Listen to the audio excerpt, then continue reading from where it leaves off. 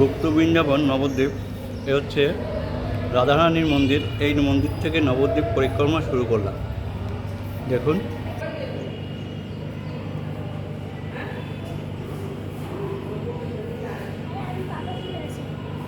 এখন গুপ্ত বৃন্দাবনের প্রবেশ করব আমরা।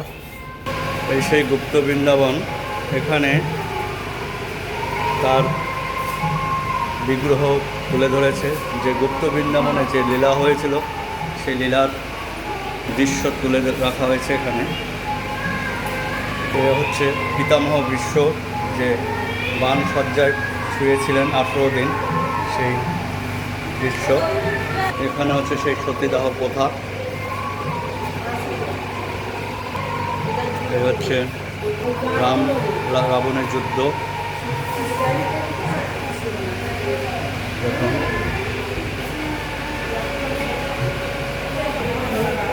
এ হচ্ছে সেই লক্ষণ শক্তিশাল। এ হচ্ছে কংসের কারাঘর, যেখানে দৈবীকে রাখা হয়েছিল। এ হচ্ছে কৃষ্ণকালী।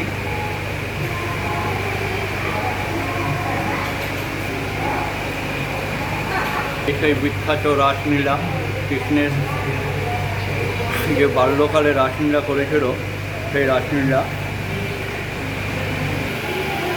নিমাইয়ের বাল্যলীলা।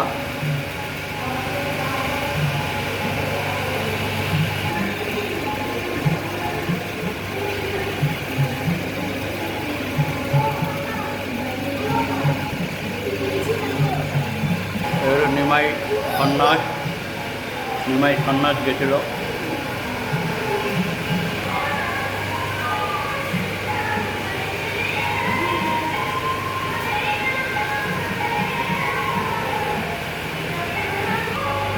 মহাপ্রভু পুরী মন্দির, জগন্নাথ দর্শন।